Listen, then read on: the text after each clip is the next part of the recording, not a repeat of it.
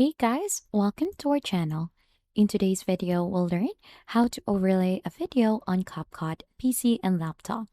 So for us to be able to get started, we could go ahead and click onto new project in here to open the editor page. So as you can see, we're in here already.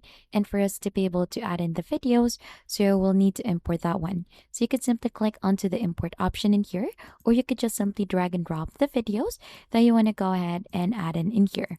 So add in the main video that you want to add in the overlay. So for the main video that we want to add in here, so let's try to add this one here. Click onto the plus icon to add the track. And for the overlay, this one is what we're going to overlay for the video. So we're going to click onto the plus icon in here to add this track as well. So we're just going to go ahead and simply click onto it, hold it, and drag it in the upper part so that it should look something like this.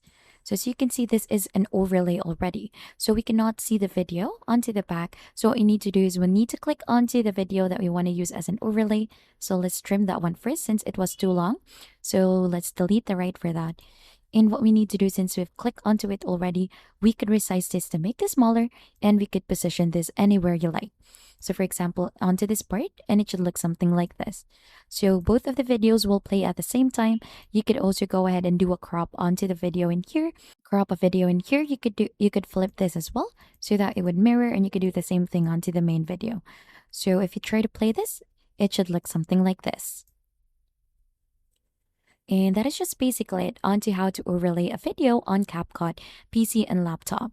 And if you think this has been helpful, don't forget to hit the like, subscribe, and we'll see you on to our next video.